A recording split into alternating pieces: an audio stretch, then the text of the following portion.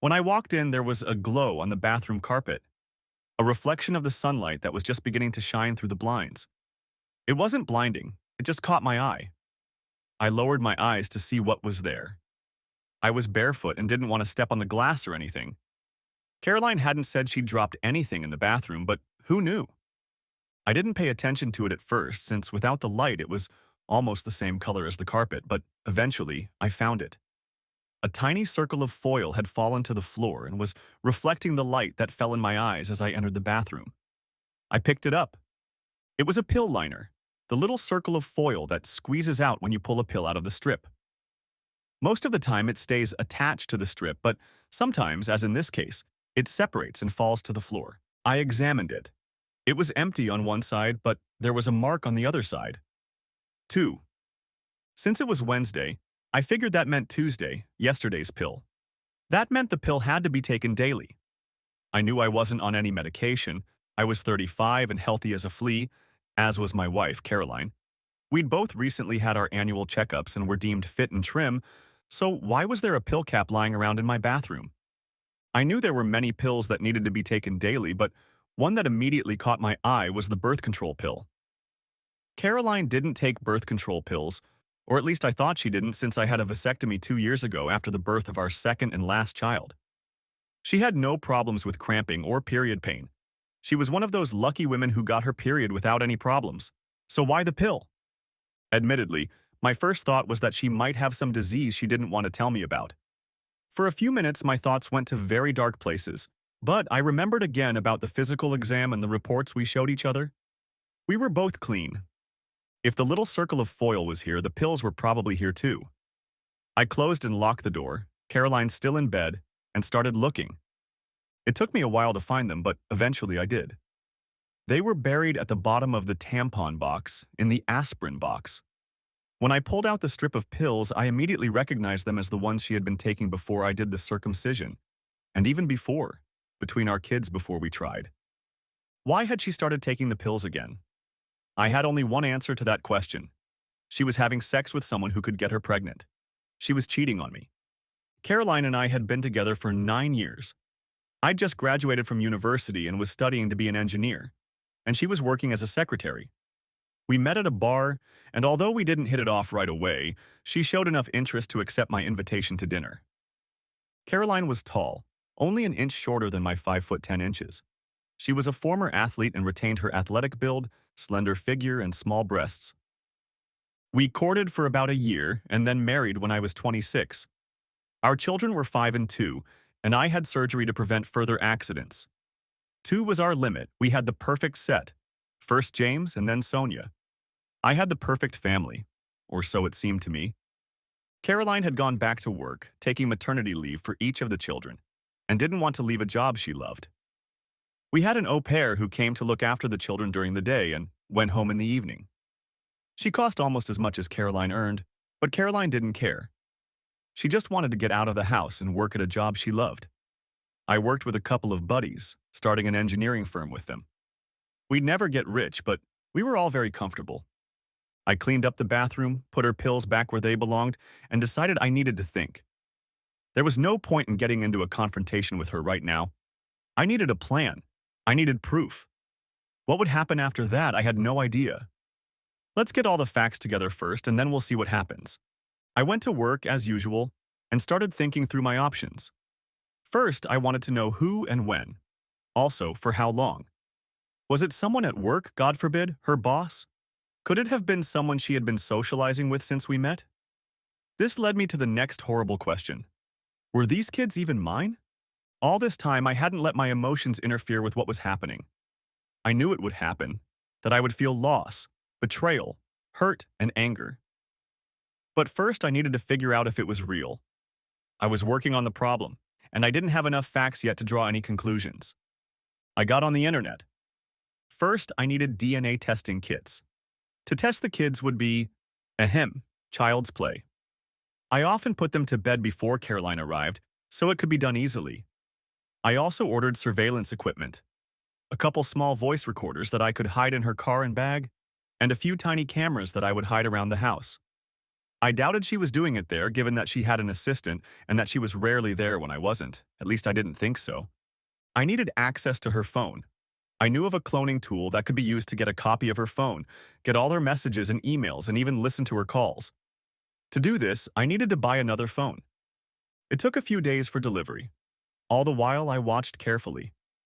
Caroline wasn't doing anything out of the ordinary. Our sex life was pretty standard. Once or twice a week, usually on weekends when we both went to bed late. I never smelled a suspicious odor from her, and she didn't dive into the shower as soon as she got home. Nothing's changed. So either she wasn't having an affair, or she was exceptionally cautious, or she'd been having an affair for so long that it had become second nature. Friday morning, the packages arrived. I had them sent to my office so there would be no questions. I had DNA test kits, voice recorders, several cameras, a cell phone, and a cloning kit. I was ready to get to work. I left the office early that day. When I got home, the au pair was feeding the kids dinner and getting them ready for bed. I left her alone and went to hide the cameras. One in the bathroom, one in the living room, and one in the bedroom with a good view of the bed. I heard the kids splashing around in the bathroom and went to help them get ready for bed. I took Sonia and left the au pair with James. I swabbed Sonia's cheek and put it in my pocket. Then I laid her down and read to her until she dozed off. When I peeked into the room, James was still awake and the au pair was still reading to him. I offered to fill in for her and let her go home, and she gratefully agreed. It didn't take long to take the swabs, and in less than 20 minutes, he was sound asleep too. I packed the swabs along with the swab taken from my own cheek and put them in the mailbox. They were to be picked up by the letter carrier in the morning. The service promised that the results would be available online within 48 business hours.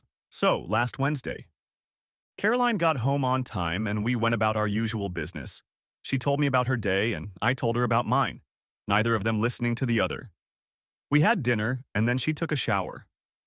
I took this opportunity to install voice recorders in her car and bag and clone her cell phone. I checked the clone for any incriminating messages or emails, but there were none. Either she was being very careful or she wasn't cheating. I couldn't make up my mind. The weekend went as usual. We had sex in the mornings when the kids were still awake. It had become almost a ritual, almost even a routine. If we managed to get it done before one or the other child woke up, we considered it a victory. The winning percentage was about 50.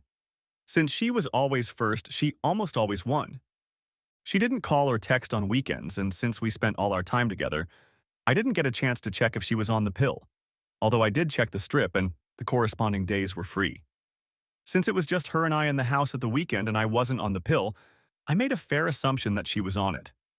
On Monday, I told her I would be working from home. She left for the office and I took the opportunity to pull thumb drives from all the cameras and check them. The bathroom camera confirmed that she had indeed taken the pills, but the real surprise was the bedroom camera. Saturday night, while I was making dinner, she went to take a shower. In the bedroom, I saw her using her phone to text someone. There was nothing on the phone I cloned, which meant she must have a second phone. It definitely wasn't in her bag, so where was it? I watched what she did with the phone when she was done texting. She walked over to the air duct, released the latch, and opened it, hiding the phone inside. I immediately went and checked the air duct and found the phone was not there. She was supposed to hide it there when she was home, but she takes it with her when she leaves. I needed access to that phone. It was the first concrete evidence that she was up to something, though I still didn't know what. There were signs that she was cheating, but it wasn't definite. I watched the footage of her getting dressed that morning and saw her take her phone off the air conditioner and put it in her bag before she left for the day. I needed that phone. In the evening when she got home, I watched her closely. She carelessly tossed her bag in the hallway and continued with her usual evening activities. After dinner, she went to take a shower and I looked in her bag. Her cell phone wasn't there. She must have taken it with her and hidden it in the air conditioner when she went upstairs. She didn't know, or didn't care, that on the other side of the vent was Sonia's room. Quietly, listening to the noise of the shower, I crept into my daughter's bedroom and opened the window on her side. There was a cell phone lying there. I grabbed it and carried it to my office where I cloned it into a new phone in a couple minutes. I put it back in place and was about to close the window when I heard my wife coming out of the shower. I walked over and sat down by Sonia's bed, stroking her hair when my wife walked in. "Is something wrong?" she asked quietly. I shook my head. "I like to come over and sit with one or the other of them from time to time," I whispered, "just to remind myself how lucky I am to have two such wonderful children." She smiled. "You old geezer," she said. "Let's go before you wake her up." I couldn't look at the clone phone until the next day, and then my world came crashing down. The intercom sound from my secretary didn't penetrate as I sat in my office chair staring at the clone phone, tears streaming down my face. Eventually, she apparently got tired of trying and knocked briefly before entering my office. She poked her head out from behind the door and saw me. Michelle, my secretary, was a non-serious woman who dressed much older than her years. I would have given her somewhere between 30 and 40. She was slim, with red hair and green eyes. She always dressed conservatively, in clothes that would be inappropriate on someone much older. Our relationship was always 100% professional. I never even raised an eyebrow in her direction, though I'd seen the result when someone did. It wasn't a nice thing to do. I had to talk to one of my business partners who was known as the Office Lothario. He was flirting with her because he couldn't bear the thought of a woman who wouldn't succumb to his charms. She told me bluntly that if he didn't quit, she would sue the company not only for constructive discharge, but also for sexual harassment. She told me that the only reason she hadn't already done so was because I had always treated her with respect and had never done anything I shouldn't have done. My business partner was furious and wanted to fire her immediately. He gave us an ultimatum. Either she quit or he did. That's how I came to own 60% of the company instead of the 40% I started with. I was one partner short. When Michelle saw me, she immediately withdrew, obviously to deal with what she was trying to tell me. I heard voices in my far office and then everything went quiet. Michelle went back into my office, closed and locked the door. Then she walked over, pulled back a chair on the other side of my desk and sat down across from me a few feet away. She pulled out some napkins from where women always have a supply and held them out to me. I took them blindly and started wiping my eyes. "Tell me." That was all she said. I showed her my phone. There were text messages from Caroline and back. The other party wasn't named, there were no names, but they talked about secret meetings and sex that seemed to go on forever. Whoever it was knew her well. Talked about things only I should have known. The small mole on the inside of her thigh, other details that only a lover could know. And not just a casual lover, a long-term lover. I wasn't mentioned once in any of the texts. It was as if I didn't exist. There was no "he disagreed," or "he said or did this and that." I just didn't exist. I wasn't even mentioned. "Do you know who?" she asked, still as businesslike as ever. I shook my head. "How do you know?" she asked. I told her about finding the little silver bookmark on the bathroom floor and then about the pills. The storytelling just poured out in a river. The whole time I was telling, she just sat there and looked at me. After a while, I realized she was holding my hand. This was the first time, I thought, that we had actually made contact. "You need more information," she said. "The children's DNA will be obtained on Wednesday.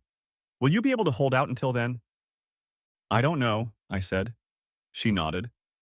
"Our producers in Portland need to meet with you right away," she said. "I've booked you on the next flight. You'll be back on Thursday." "I can't think about that right now," I said. "Give this to Caroline," she said. She took my phone, dialed a text message, and sent it to Caroline. "There's been a mix-up in Portland, so I have to go deal with it. I'll be back on Thursday. Love you." The reply followed almost instantly. "Okay, let me know you made it. I'll see you when you get back." She stared at the phone for a second with her lips pressed together, then handed the receiver back to me and pulled out her own. "Lorraine," she said. "Michelle." "Yes, thank you.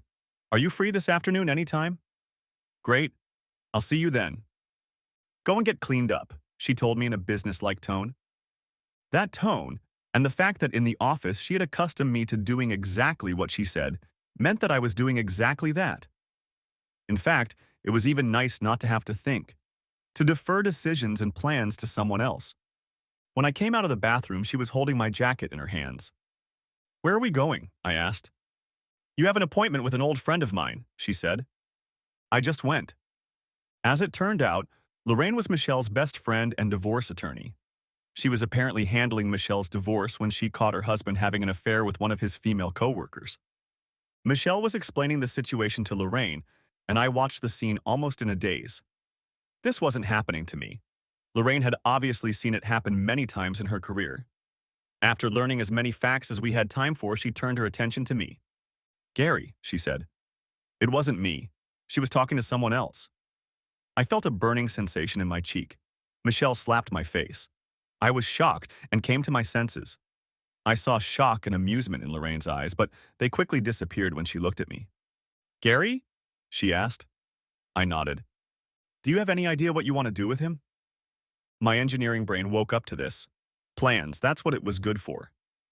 "Kill them both," I said. I expected at least a shocked exclamation from Michelle, but surprisingly, she only grinned. "Okay," Lorraine said. "I understand that. But unfortunately, it's not an option. You see, it's against the law. However, we do have some legal options. Why don't we discuss them?" "Before I begin," she said, "I'm just offering you options. I'm not endorsing any of them yet. That can be discussed later. The first option is to do nothing. She doesn't know that you know, but from what I understand, you've had quite a happy life, and that shouldn't change. Keep it up. Play ignorance. Second, amicable divorce. File irreconcilable differences. Split the company, house, 401k. She makes less than you, so you'll probably have to pay child support for her for a few years at least, and for the kids until they graduate high school. Third, blow up. File for adultery. If the children are not yours, sue for falsely filling out a birth certificate. Sue the other person for alienation of affection if they're the father. Sue to get back all the money you spent on the kids if it's a coworker. Sue for not following fraternity rules. Almost every company has such a policy these days. If the other party is married, give her partner all the information about the affair. If they know, we may have a case against them as well. If they don't know, I can represent them in the divorce. Make it public. Tell everyone. Friends, family, coworkers. If she is in any societies or church groups, tell them too. Humiliate her as much as you can. We need to protect your assets. Sell your stake in the company to an offshore trust. Mortgage the house. Take all the equity you can out of it. Take the cash along with the money you got from the company. Cash out your 401k and have fun in Vegas." My head was spinning. I knew immediately what she was talking about. The first option was no good. I wasn't anyone's willing cuckold. I'd been insensitive and unconscious for too long. Option 2? Not a chance. I'd spent too much time building a business and creating the lifestyle we had. She could forget about taking half of everything I had and continue to support me while she had fun with someone else. "Third option," I said. "Nuclear." Lorraine smiled. "Okay, I'll start gathering documents. I'd suggest we start covert surveillance on your wife and try to figure out who, when, and where. We really need more evidence. Can I keep this cell phone? You can see you don't need it." I nodded and handed her the phone. Michelle and I walked out of Lorraine's office and she drove me to a small, family-run hotel. She booked me a room. "Go take a shower and bring food to the room," she said. She took full charge. "I will contact you later." I acted mechanically. My whole world was crumbling, and I sat in my room and ordered room service food as if I was on a walkabout. It was the only way I could deal with the stress of what was happening. 9 years on the toilet. But the most frustrating part was that I was completely oblivious to it. How could I not notice what she was doing? Who was it? Was it the boss she went back to after each child was born? She had told me she liked the work and independence, but was that the real reason, or was she just unable to be away from her lover for so long? I looked speculatively at the minibar and was about to give up when Michelle walked into the room. "Don't even think about it," she said. "I need you to think, not drown your sorrows. You need to plan, and you can't do that if you're looking at the world through the bottom of a bottle." "Plan?" I asked sullenly. I tried to do that. I had a plan, and it was a good one. I had a loving wife and 2 gorgeous kids, and now look where I am. My wife is a whore, and I don't even know if those 2 kids belong to me. I'm the world's biggest cuckold. My whole life is ruined, and you want me to make plans? For a few moments, she stared at me. I waited for her to say something, maybe sympathize with me, maybe even hug me. Then she looked at her watch. "Okay," she said businesslike. "The pity party is over. How many times when we started the company have you run into obstacles your plans thwarted?" "What does that have to do with—" "What?" she insisted. "I don't know," I said. "A whole bunch. There was the time the patent office lost a patent application for an inversion thread, and we won that deal with Headingley's. There was the time a bank tried to foreclose on us early because they were pressured to do so. There was a time. Okay, she said. At what point in all those cases did you sit down, put your head in your hands, and give up? It varied, I said. Why? She asked. What was different in those days? I had something to fight for back then, I said. I had a family that depended on me. Now you have a family, she said, that is equally dependent on you. And it's much larger than the one you have at home. 141 people and their families depend on you to pull this off. None of your partners can keep this company afloat. You're all engineers, but of the three of you, you're the only businessman. If you fail, so does the company. You think that bitch cares about the families that depend on your company? If she gets half of it, she'll sell it to the highest bidder, and you'll lose control of the business. You know who will buy, and then the headlings will own everything you've worked for. Is that what you want? I stared at her. She was right. I had worked too long and hard to give everything to whoever would give that whore wife more money. I needed to get things in order to secure a future for myself and my family. If the kids were mine, I would take care of them. But as for Caroline, she made her own bed and could sleep in it with whoever she wanted. I could grieve over this relationship when I was sure everything else was in order. My despondency dissipated, and driven by anger and determination, I sat down at the table with Michelle and began to make plans. I was going to secure the future of the company and take care of the only family I had left. Once I made that decision, everything fell into place. The pain was gone, the hesitation was gone. I had no doubts left. Michelle noticed the look on my face change and nodded satisfied. That's exactly the kind of Gary I need right now, she said. Someone who knows how to plan for the future. We spent the rest of the evening making plans on how to secure the future of the company. At first, I offered to sell my shares to the partners, but Michelle rejected the idea. She felt that I couldn't trust them to run the company and leave it in my hands when they became majority shareholders. They would have crumbled it to the ground. I needed to retain control. Eventually, we decided that we could set up an offshore trust to which I would sell the company at market value. That same trust would leave me as CEO at minimum wage. I would make virtually nothing. Because the trust was offshore, the courts would have no jurisdiction over its records, so the owners of the trust would not be known. Now I was a millionaire, at least on paper, or would be when it was over. I needed to get rid of all that capital. I also needed to cash out my 401k and release all the equity in the house. Although we were together when we bought the house, it was in my name only since Caroline wasn't working at the time of the purchase. She was in James's business, and the mortgage counselor told us it would be easier to put the loan in my name since she wasn't making any money at the time. I made a list of things I needed to do and emailed my lawyer who handled the company's legal affairs to make an appointment for the next day. After Michelle left, I took a shower and went to bed, not expecting to get much sleep. I passed out almost as soon as my head touched the pillow and stayed awake until the alarm on my phone woke me up the next day. There was a message on my phone from Caroline. You didn't tell me you were coming over. Is everything okay? Sorry, I was planning on staying late, but then I fell asleep. Things are looking up now. I should be back Thursday. Okay, I'll see you later. Love you. I didn't reply to this message. I just couldn't bring myself to type those words. Michelle knocked on my door a little after 8. I showered again and contemplated heading out for breakfast.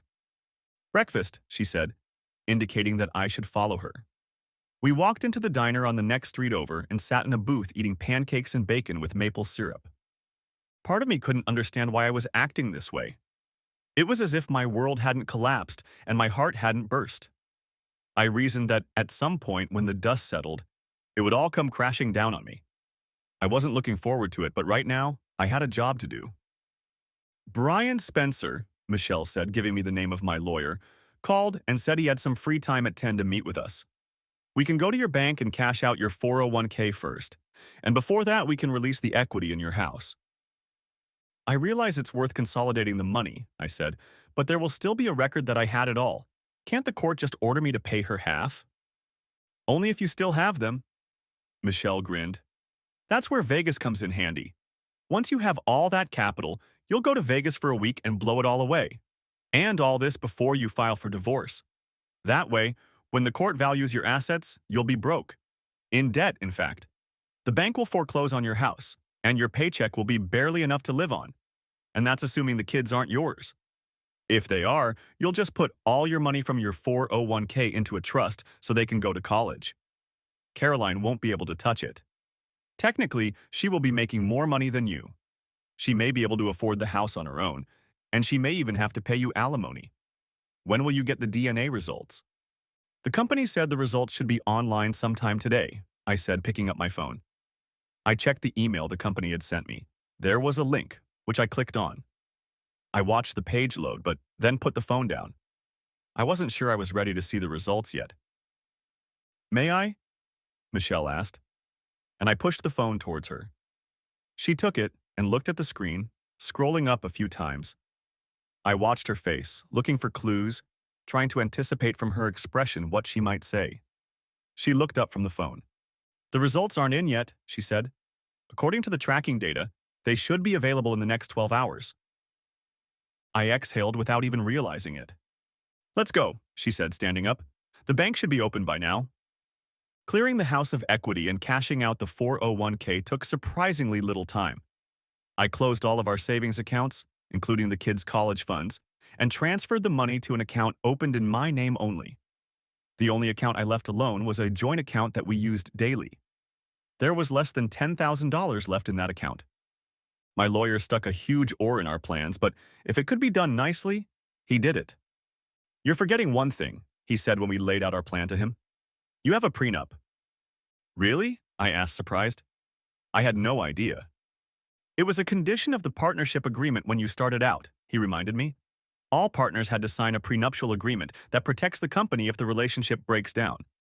It only protects the company, but she has no claim to any of its assets. For divorce purposes, you are an employee of the company, so at best she can claim your salary and 401k. And that's it. I would suggest, he said, and I don't mean anything bad about your divorce attorney's plan, that you use all the equity you freed up from the house in 401k and invest it in the company. Buy out one of your partners. I know Robert has been hinting that he wants to invest.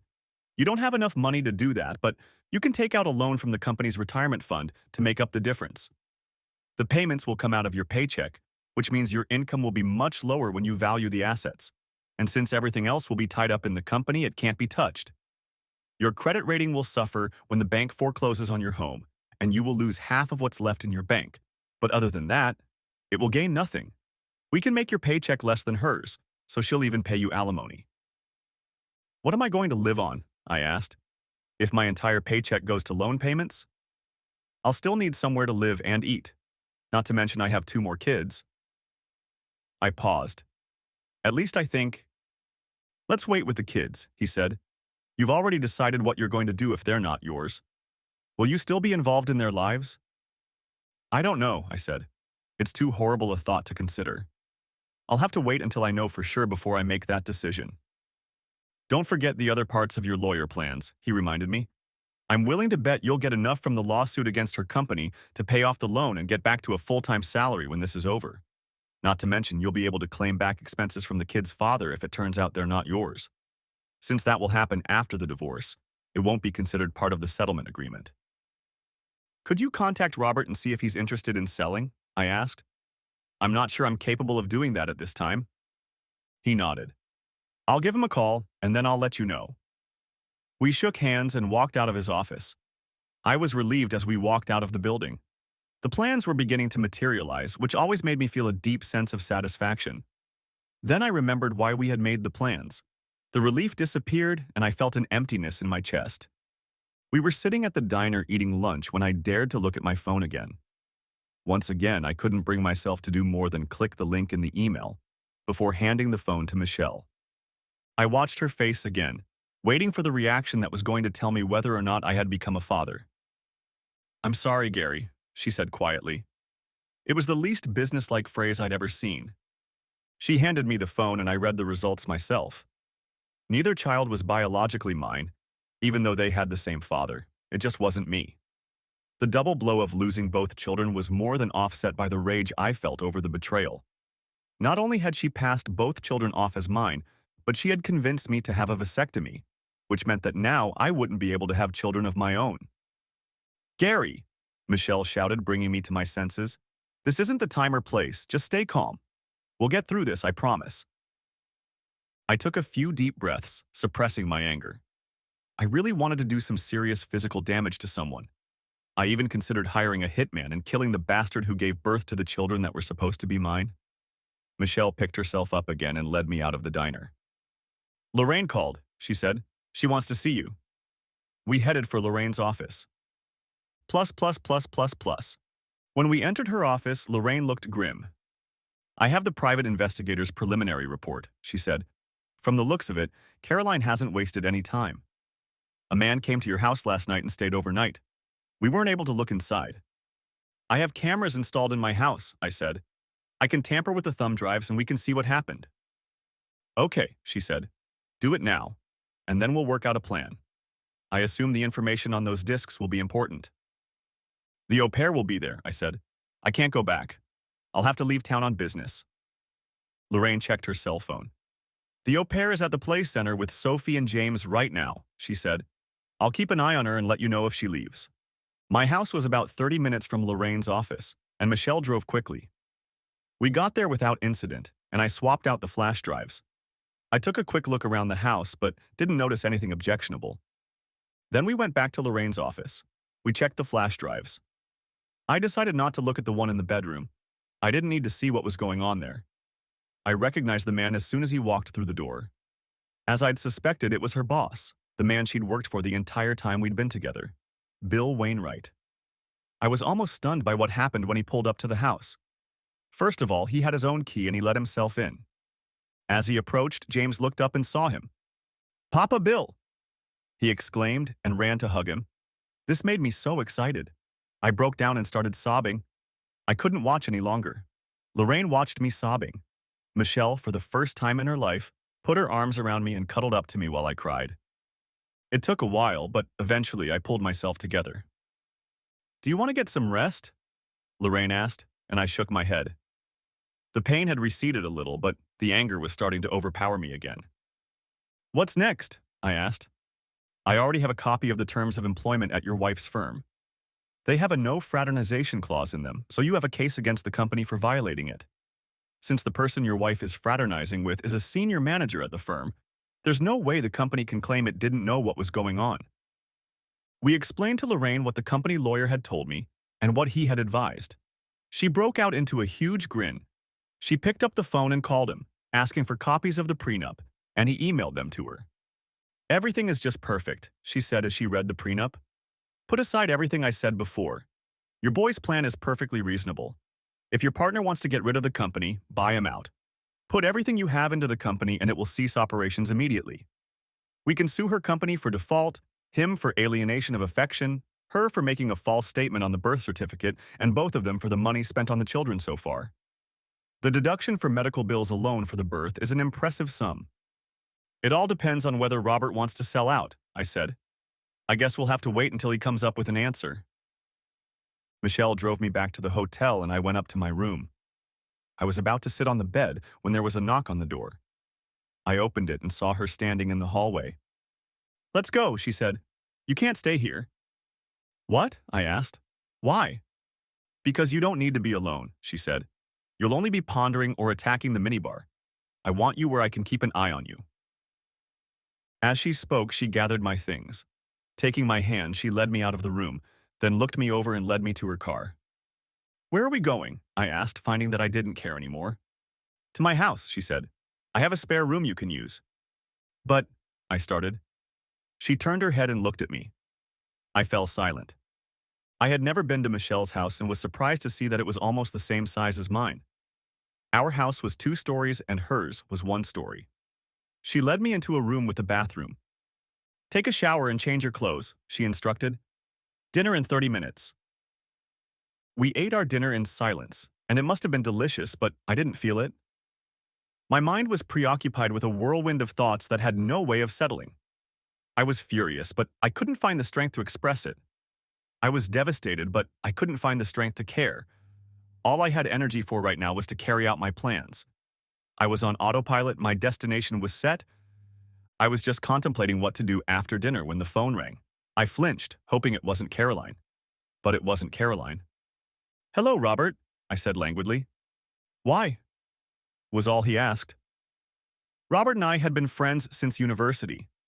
We'd studied together, and it was working on projects together that gave us the foundation for the business. At first, most of the company went to me because I had more capital to invest than he did. "Caroline is cheating on me," I said in a wooden voice, "and has been cheating this whole time." "All this time?" he asked incredulously. "You mean—" "None of the kids are mine," I told him. There was silence on the other end of the phone. "So you want to tie up all your assets with the company and cover yourself with a prenup?" he asked. Either Brian Spencer, our attorney, had explained it all, or he understood the partnership agreement much better than I did. "I want to keep the 5%, he said, "and stay on staff as a consulting engineer. I'll discuss the details with human resources. The rest is yours." "Okay," I said. "I'll have Brian take care of the paperwork." "Gary?" he said after a moment. "I'm really sorry about this. I know it doesn't feel like it right now, but it'll get easier later, I promise. I've been pretty much where you are now, and it does get easier." It was only then that I remembered that he had gotten divorced about 4 years ago. I didn't know the details because, even though we were friends, he was a very private person. I just knew it wasn't pleasant. And then he brought up the prenup. He used it himself. The next morning, Michelle woke me up with a cup of coffee. "Let's go," she said. "We have a lot to do." The first thing we did was contact Brian Spencer, the company lawyer. He had already prepared all the paperwork for my buyout from Robert, and we had the whole deal finalized in less than 30 minutes. I gave him everything I had taken from the house, my savings, and my 401k. I had to take out a loan against the company retirement plan for the remainder. Now, at least on paper, my debt was about $1 million. My paycheck was cut almost in half because the payouts were deducted before taxes. Then we drove to Lorraine's house. I showed her all the transaction paperwork and she was thrilled. "It's all in order," she said. "I'll file the paperwork today, and we can file it on Monday if you want. We'll file for him, her, and the company at the same time." "Where do you want her to file?" "Wherever it would be inconvenient for her," I said. "If you could do it through a billboard at the Super Bowl, I'd gladly pay for it." Lorraine laughed. "We'll hand her the paperwork at her office," she said. "Monday, at 10 in the morning, if the papers don't get to court before then. If I file them today, I'll have them tomorrow afternoon." I nodded. "So now what?" I looked at Michelle. She was running things. "So," she said, "we have 2 more stops before you go back to the office and pretend you just got back from fighting a fire in Portland. Do you think you can make it home before Monday?" "I guess I'll have to," I said. "Don't guess," she said. "Tell me what you need to get through this moment." "I don't know," I said. "Any good news?" She smiled at me. "Yeah, then let's go," she said. I was surprised when we pulled up outside the medical center where I'd taken all the tests and where I'd had the procedure that meant I would now never be a father. "What are we doing here?" I asked. "You wanted good news?" she said. "Let's go." I followed her into the clinic and stood aside as she approached the front desk. The receptionist nodded and indicated that we should sit down. We sat down. Less than 2 minutes later, my doctor came out and invited me into the consultation room. I looked at Michelle, who made no move to follow me. "Please," I said, and she nodded, seeing me off. Dr. Harrington didn't comment in any way on the receptionist's involvement in my consultation. He knew who she was and that she was not my wife since he was the doctor for both Caroline and me. Why I asked the receptionist to come with me was my business, not his. "Gary," he said, "I understand you wanted to ask about the vasectomy reversal." My eyes widened. I wondered if it was even possible. I looked at Michelle. A tiny smile appeared on her face. "Yes, is it possible?" "Of course," Dr. Harrington said. "Since your vasectomy was done less than 3 years ago, the success rate for sex reassignment surgery is about 95%. The surgery is a little longer than the original and requires general anesthesia, but I'm confident you'll be able to father children again as soon as we're done." Once again, my eyes filled with tears. I still had a chance to be a father. It would require surgery, but it was a small price to pay for the opportunity to have children of my own. I had no idea who I would have children with, but at least the possibility was there. I know it's not an easy thing to come to terms with. the doctor said. Here's some information about the surgery and its cost. Unfortunately, it will not be covered by your insurance. If you'd like to proceed, let me know and we can schedule you for a checkup. Thank you, doctor, Michelle said as she stood up and took the information from him. We'll be in touch. I stood up as well and let her lead me out of the clinic to her car. Is that good enough news? She asked, smiling softly at me. On impulse, I put my arms around her and pulled her to me. Thank you, I said, burying my face in her hair. And then I realized what I'd done. I instantly let go of her and stepped back. I'm sorry, I said. Gary, she said softly. It's okay. We got into her car. One more stop and then back to the office, she said. Over the years that Caroline had worked for him, I'd been to Bill Wainwright's house several times. He and his wife Stephanie lived in a nice neighborhood outside of town. It was a gated neighborhood. They held corporate events here. Why? I asked. Michelle just got out of the car and walked to the door of the house. I followed her in. She didn't even have to knock. Stephanie had already informed the security guard letting us into the property of our arrival and was standing at the door waiting for us. Gary, she greeted. You must be Michelle, his secretary? Are you the one who called? Yes, that's her, Michelle replied. Come on in, Stephanie said. She led us into an office-like room just off the hallway. I had never been in this room before. Judging from the pictures on the desk and wall, it was Bill's office, but she sat down at the desk and pointed to chairs at the other end of the hallway. She seemed to decide this wasn't a personal call. What can I do for you?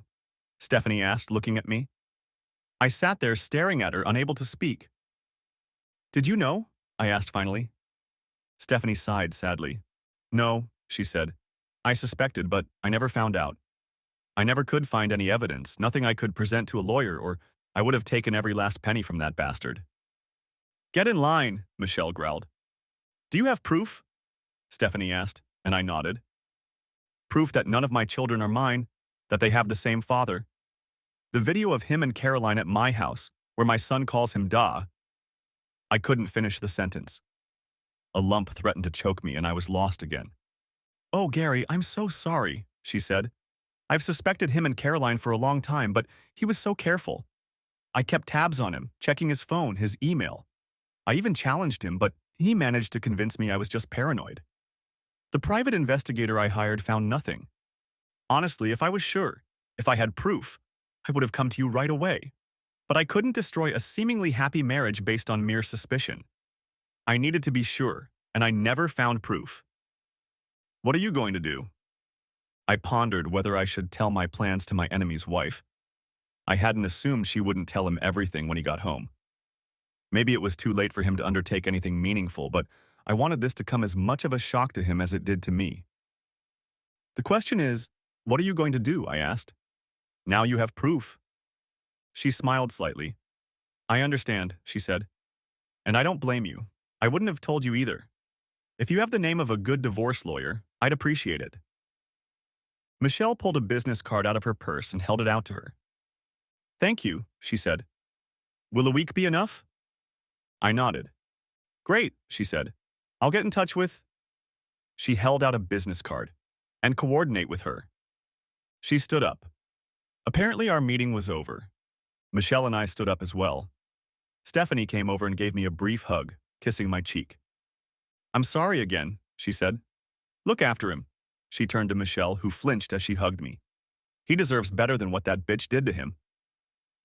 We went back to the office, and I spent the rest of the day finishing up the things I had to do while I was in Portland.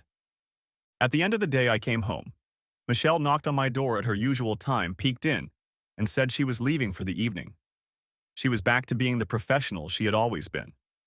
This, too, caused me to feel a sense of loss. I felt like I was starting to grow closer to her, but I guess that was just my imagination. I said goodnight, thanking her for her help. I stayed late at the office. I had a lot of catching up to do. What time will you be home? Caroline's text came in around 8. Maybe another hour or two. I've got some catching up to do after my trip. I'm probably asleep by now. I have to get up early. Love you, sexy kois. Once again, I couldn't bring myself to reply to this message. I continued working until almost 11 o'clock. I really wanted her to be asleep when I got home. The less I had to talk to her, the better I would feel. When I got home, the house was in semi-darkness. Nothing seemed out of the ordinary. I looked in on Sonia and James. They were both asleep and looking as adorable as ever. A sob started in my chest and I had to hide in the bathroom. I couldn't let Caroline catch me crying over babies that weren't even mine.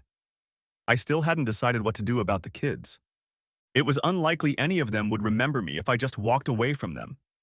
I had no responsibility to them, but I still loved them both. How could I abandon them when less than 48 hours ago, they were my children, my flesh and blood, my pride and joy? And now they were further proof of my whore wife's infidelity. I decided to wait and see what would happen next. In any case, the decision might not be made in my favor. I went to bed trying not to wake Caroline. It took me forever to fall asleep, and when the alarm clock woke me up in the morning, Caroline was already gone. When I walked into the house, Nanny was in the kitchen feeding the kids. I looked at her. She had to know. There was no way she didn't know. Was she still looking at me now and laughing at the stupid jerk who couldn't even satisfy his wife? Did she know the kids weren't even mine? Had she taken the kids to say goodnight to Daddy Bill as she often did to me? A vision of her and Caroline having a threesome with Bill Wainwright and the kids crying in the next room flashed through my mind. I shook my head angrily. She knew, I decided, and on Monday I would take great pleasure in firing her. I'll make sure that little bitch never works as a caregiver again.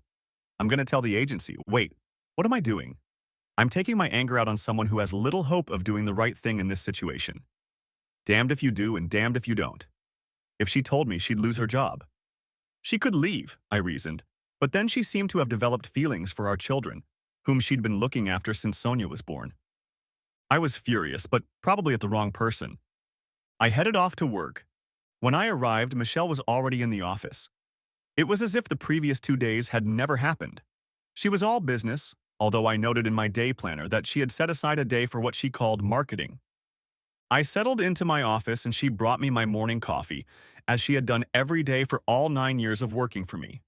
Then she sat down on the other side of the desk. Only then did I notice that she brought coffee for herself as well. She'd never done that before. Marketing? I asked. Since when do I do marketing? She grinned. It was a pretty wicked grin, but for some reason it gave me a warm feeling inside. We need to make a plan, she said, the last part of Lorraine's strategy. I looked at her, not understanding. What? I asked. To tell everyone, Michelle said. Her friends, family, church groups, volunteers, everyone she comes in contact with needs to be told what a slut she is and what she did. It won't present me in a good light, I said. I'll become a laughingstock. A cuckold who can't even satisfy his wife is raising other people's bastards. You have to tell your story, she said. If you don't, Caroline will, and believe me, she'll present you in a much worse light than the story of an unknown cuckold. What about an abusive husband? Or someone who abuses his children? People will believe this nonsense, and when we stir it up, she'll respond with everything she's got. Speak out first and people will be less likely to believe any counter-accusations. Some will believe it, of course, but there's nothing you can do about it. Michelle put together a media pack containing all the evidence we had of Caroline's infidelity. There was the private investigator's report, copies of the DNA report showing that I was not the father of my 2 children. There were copies of videotapes taken in my house, including the one showing James saying hello to Bill, and bedroom videos that I hadn't seen and didn't want to see. Later that morning, I received an email from Lorraine. It turned out that Stephanie had given her a sample of Bill's DNA. She had compared it to my DNA test, and it turned out that he was definitely the father of both children. I paused. Children? I thought, suddenly no longer thinking of them as his children. We included this new information in the packet and prepared it for shipment.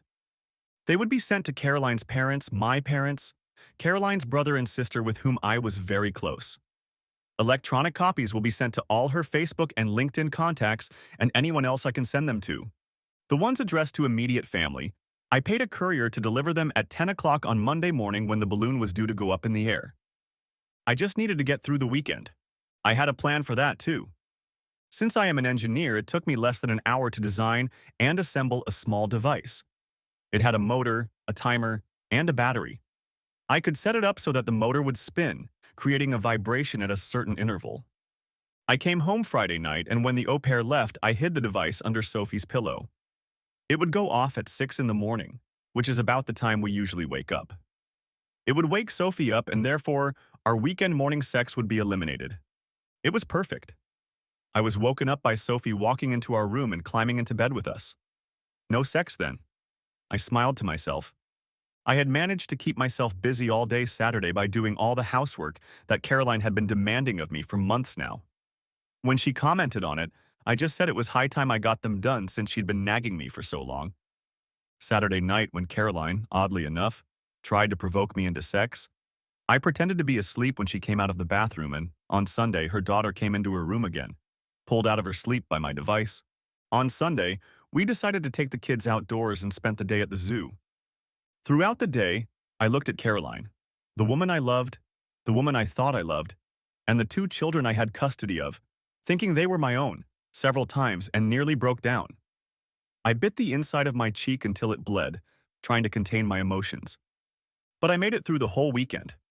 On Monday, I was excited. I told Caroline I would be working from home. I wanted to talk to the au pair. Caroline left for work at her usual time, peeking into my office to let me know she was leaving. I pretended to be absorbed in my email and only hummed in response. I heard her car pull out of the garage and the door close. I looked at my watch. 8:15. An au pair knocked on my office door. She wanted to take the kids to the play center, but I said no, they should stay home. This surprised her. I'd never turned her down before, but she just nodded and went back to the kids. I could hear James getting upset that he couldn't go and he wanted to so badly. Just after 9 o'clock, Michelle pulled up to the house. I was surprised, but let her in the house. For the first time since I had known her, I made coffee for her. At 9:30, we had a teleconference with Lorraine. "Gary," Lorraine said, "this is your last chance to stop. I'm not saying you have to do it. I'm just saying that if you've had doubts over the weekend, now is the time to express them." "No," I said, "no doubts at all." "Then I'll see you on the other side," Lorraine said. And on it went. I kept an eye on my mailbox, waiting for the letters confirming the services to arrive. At 10 a.m. sharp, the first one came. 3 minutes later, the second, and 5 minutes later, the third. And then my phone rang. It wasn't Caroline, as I thought, but my mom. "Gary?" She opened it. "Hi, Mom," I said. "What's going on?" She asked. "Did you read the package I sent?" I asked. "Yes, but—" "Then you know as much as I do," I said. "Caroline cheated on me. Probably my entire married life with her boss. The kids aren't mine. I'm divorcing that bitch." "Gary can't—" "No, Mom. Look, I have to go. I have other calls to make." I hung up.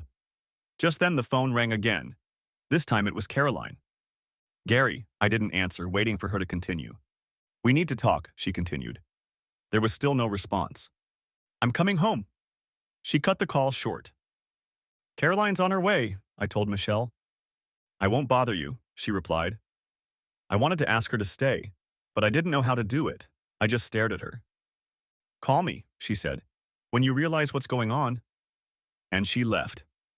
Caroline came home about 20 minutes later. I heard her car pull into the driveway. She hadn't even bothered to pull into the garage. I didn't know what to expect when she walked into the house. I didn't know if she'd walk in with a gun in her hand or slip in with her tail between her legs. Whatever the case, she walked into my office and sat across from me at my desk. "Gary," she began. "Not interested," I said and interrupted her. "But—" "Not interested," I said. "You don't even want to—" "No," I said. "I don't want to hear one damn word out of your mouth. You've been lying to me for 9 goddamn years. None of the kids are mine, but you convinced me to get a vasectomy while you yourself were on the pill so you could keep having fun with Daddy Bill." At that, her eyes widened. "So no, Caroline," I continued. "I'm not interested in what you have to say.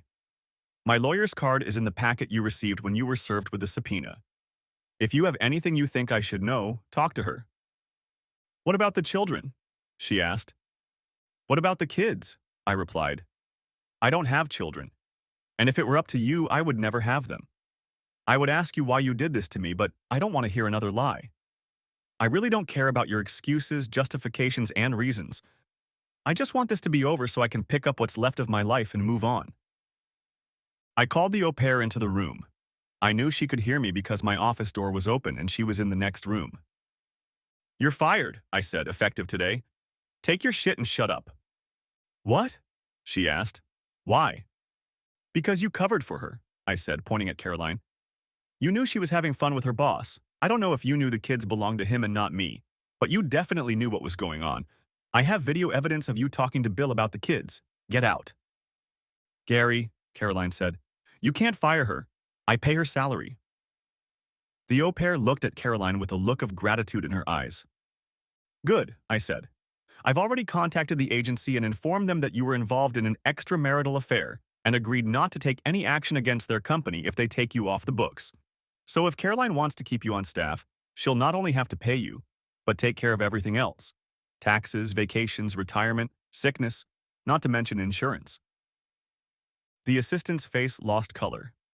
Not only was she losing her job, but she was taking herself off the agency's books.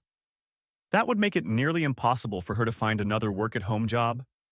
The agency representatives interjected among themselves. Now get out, I said, and she ran off. Did you have to do that? Caroline asked. She didn't have to. You're talking again, I said. I told you I don't want to hear it. I want you to get your stuff and your kids and get out of my house. It's my house too, she said. According to the deed, it's not, I said. It's in my name only. So until a court finds otherwise, get the hell out. She jumped slightly when I called out to her. James walked into the room. Mommy? He said.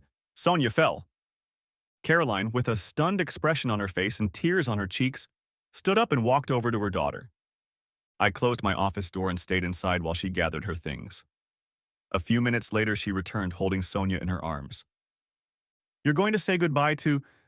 Don't say that, I said. She's not my daughter and he's not my son. Take them to Daddy Bill and let him take care of his offspring. They're none of my business. Gary, Get out. I heard the front door close and a few minutes later her car started. She drove away.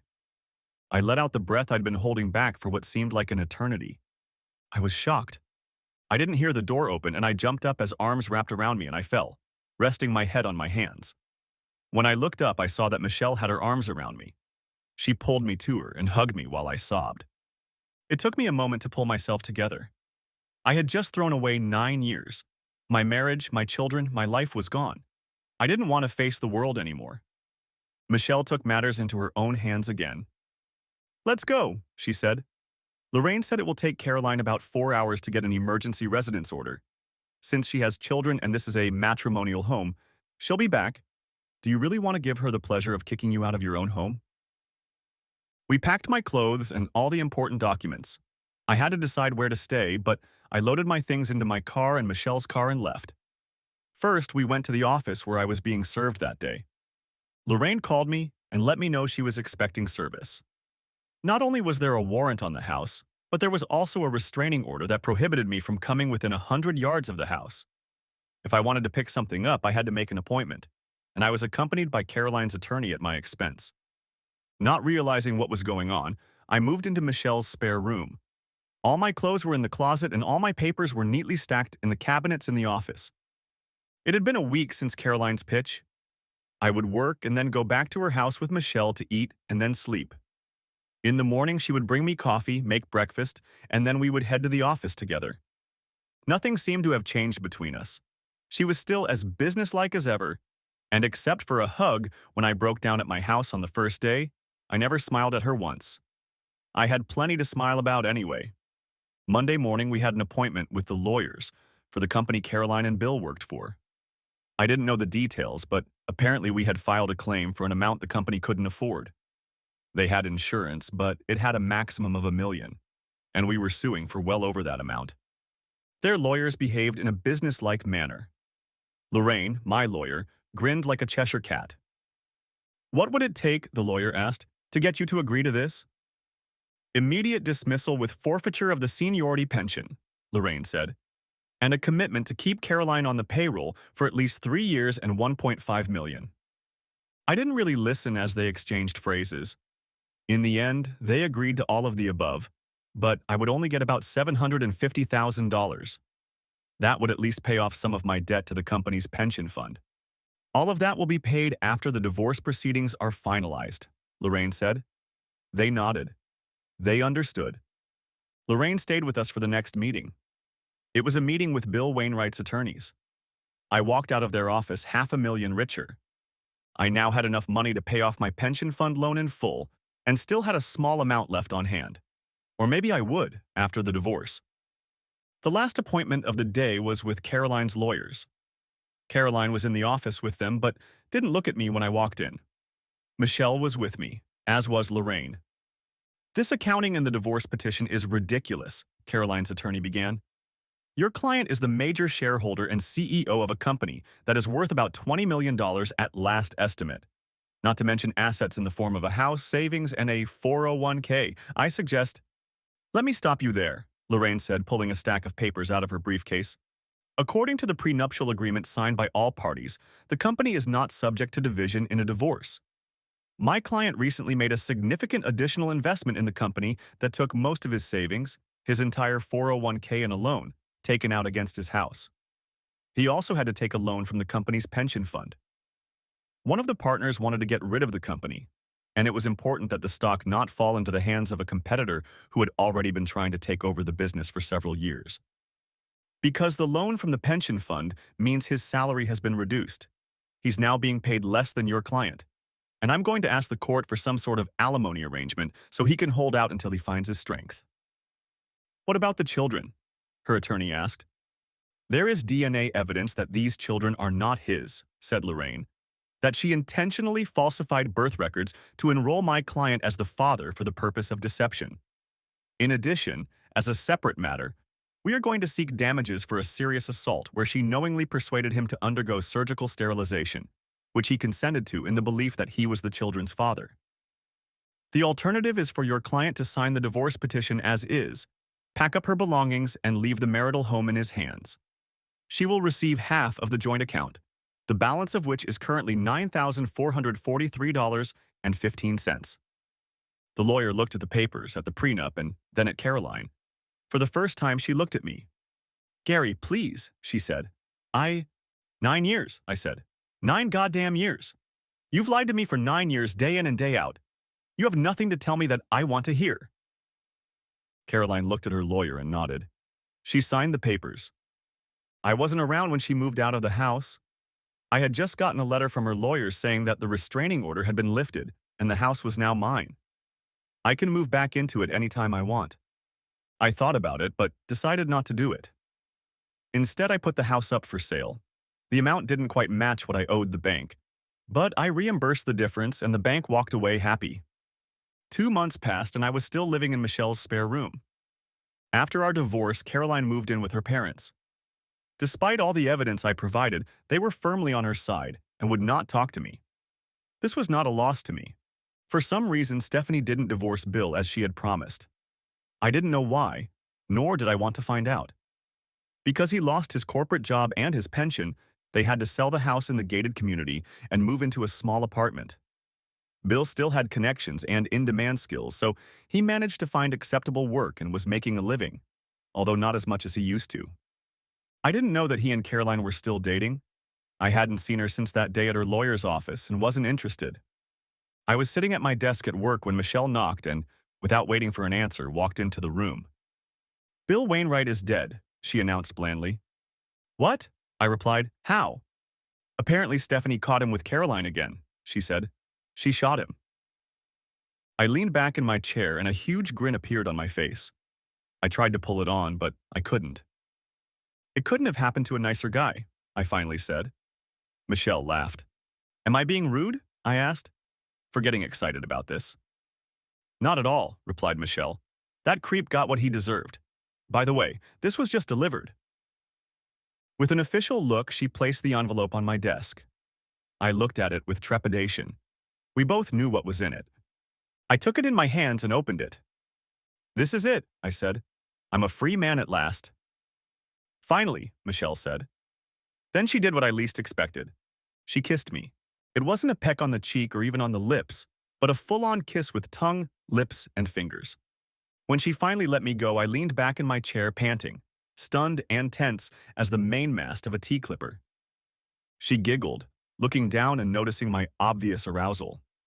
9 years, she said. "I've taken care of you. You're the most perfect man I've ever met.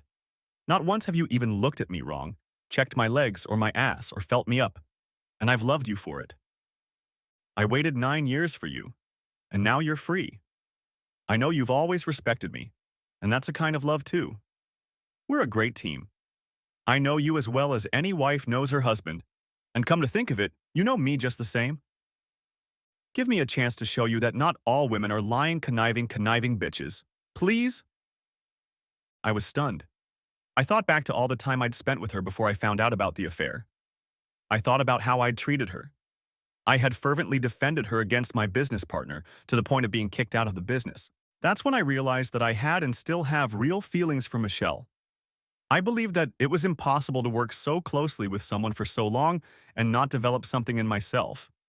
While I was with Carolyn, there was no need to explore those feelings, to evaluate them. But now, there was definitely such a need. Should I say something? She asked. A look of concern appeared on her face. For the first time, I saw uncertainty in her. How much? I asked. She looked puzzled. How much of what? She asked. Children, I said. How many children should we have? Thanks for watching. I hope you enjoyed. Subscribe to my channel and watch for the next video.